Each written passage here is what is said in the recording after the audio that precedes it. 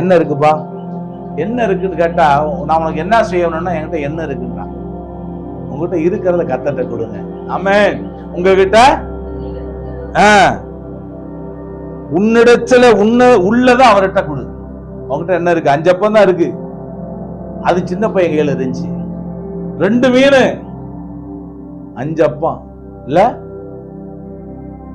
நம்ம போய் சின்ன பிள்ளையோட கையில பிடிக்கிட்டு வந்தோம்னு வச்சுங்க, என்ன சொல்லுவாங்க?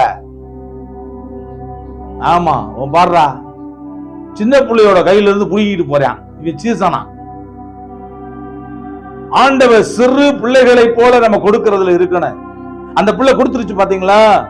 ஆனா சின்ன பிள்ளையோட கையில அவ்வளவு சீக்கிரம் வாங்க முடியாது. தெரியுமா உங்களுக்கு? நீங்க ஒரு மிட்டாயை கொடுத்துட்டு கேட்டு பாருங்க, தரவே தராது. சின்ன பிள்ளையோட கையில பணத்தை கொடுத்துட்டு கேட்டு பாருங்க, தராது. ஒரு பொம்மையை கொடுத்துட்டு கேட்டு பாருங்க, தராது. ஆனா அந்த சிறு பிள்ளை ஆண்டவருக்கு கொடுப்பதற்கு சந்தோஷமாக இருந்தால், அந்த சிறுவன் அந்த சிறுவன் கையில 5 அப்பம் 2 மீன் இருக்குன்றத கண்டுபிடிச்சாங்க சீசர்கள். உங்க கையில 5 அப்பம் 2 மீன் தான் இருக்கா? ஆண்டவருக்கு கொடுங்க. ஒரு கூட என்னதான் இருக்கு? ஆண்டவருக்கு கொடுங்க. 5 அப்பம் 2 மீன் தான் இருக்கு, அதை நான் ஆண்டவர்கிட்ட கொடுத்துட்டேன்னா அடுத்த வேலைக்கு நான் என்ன செய்யுது?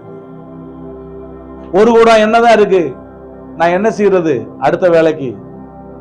இந்த அம்மா என்ன பண்ணுச்சு தெரியுமா? ஒரு அம்மா ஆண்டவர் ஆலயத்துல எல்லாரும் காணிக்க போட்டாங்க. இந்த அம்மா என்ன பண்ணுச்சு? எல்லாரும் காணிக்க, முதல்ல நிறைய பணம் வச்சிருந்தவங்க எல்லாம் கொண்டு வந்து போட்டு போட்டு போனாங்க. ஆனா இந்த அம்மா என்ன பண்ணுச்சு அப்படி தெரியுமா? மெதுவா வந்துச்சு. அந்த ஏழை விதவை ஒரு துட்டுக்கு சரியான 2 காசு டப்புன்னு போட்டுச்சு.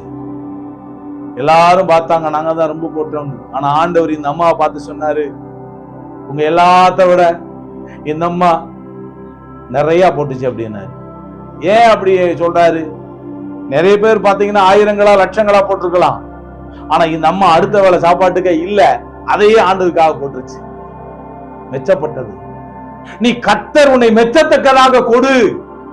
கர்த்தர் உன் காணிக்கையை மெச்சத்தக்கதாக, உன் தேவைகளை நிறைவாக்கி உன்னை ஆசீர்வதிக்கத்தக்கதாக கொடு.